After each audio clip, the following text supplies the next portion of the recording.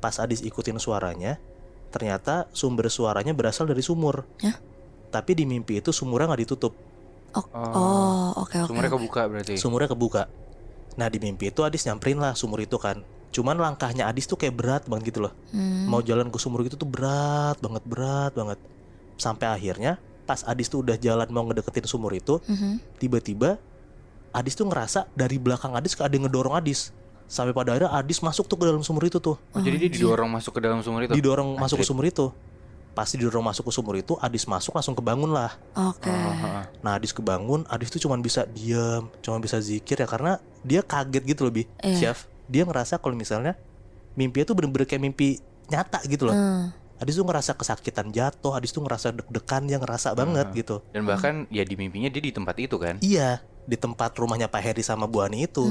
Dan pas Adis lihat jam, ternyata sekitar jam 1-an pagi. Oke. Nah karena Adis ngeliat itu masih pagi, ya Adis coba buat tidur lagi lah. Iya.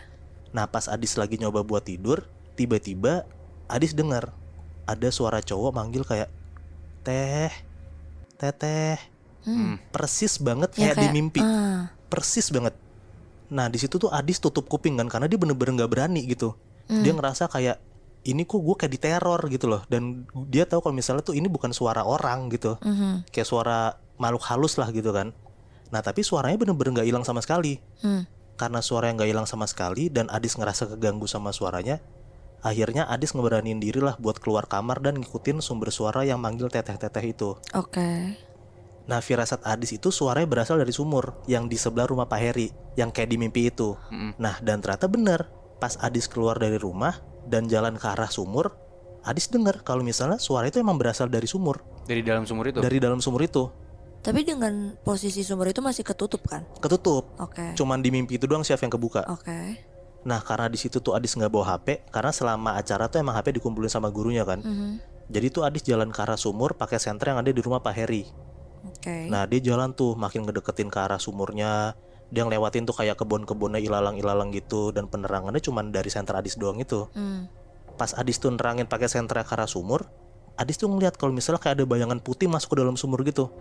Kayak cepet seret gitu. Kayak ada bayangan putih cepet gitu lah masuk ke dalam sumur kan.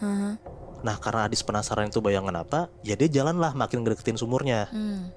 Nah pas makin ngedeketin sumurnya, di dalam sumur itu Adis tuh denger kayak ada suara anak kecil ngomong kayak, "Teh, tolong tarik AA." Nah di situ Adis ya buru-buru langsung jalan ke arah sumur lah. Karena Adis mikir kayak, apa jangan-jangan beneran ada orang gitu kan. Nah kan tadi gue bilang tuh kalau misalnya di awal-awal sumurnya ditutupin terus dirantain kan. Iya. Nah di situ pas Adis denger suara anak kecil itu, Adis langsung buru-buru buka sumurnya lah. Dia buka tuh rantainya, dia buka penutup sumurnya lah. Nah pas udah kebuka, si Adis tuh ngarahin senternya ke dalam sumur. Oke.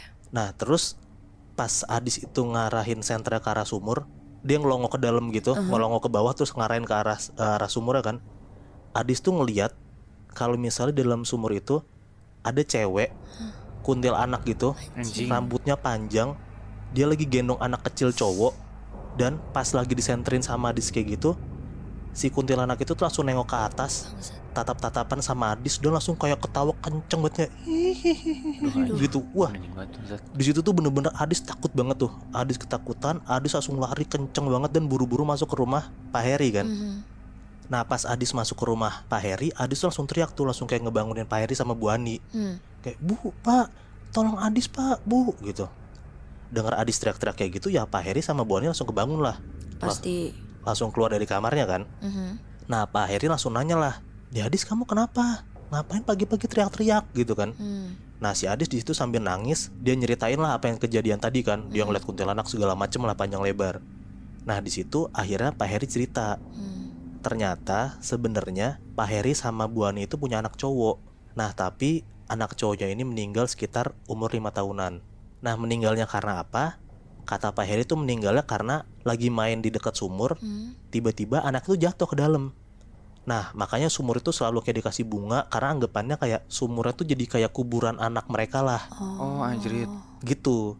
Dan si cewek yang ada di sumur itu, yang kuntilanak itu, Pak Heri tuh bilang kalau misalnya orang-orang di desa sana percaya kalau misalnya di sumur itu emang ada penunggunya. Oke.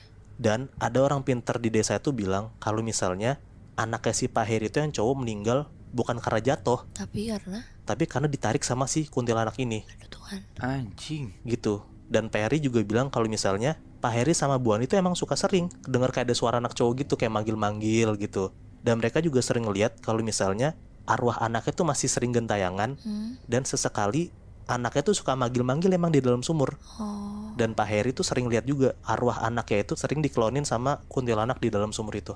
Terus si ibunya kenapa tetap gendong, Iya. kayak seakan-akan ngegendong anaknya itu? Gue mau nanya itu sih. Nah Pak Heri bilang ke Adis, ibunya tuh masih sering ngebayangin kalau misalnya tuh anaknya masih hidup. Jadi makanya kayak dia rada-rada halu, makanya dia sering gendong-gendong kayak gitu nggak malam kan. Padahal ya anaknya udah meninggal.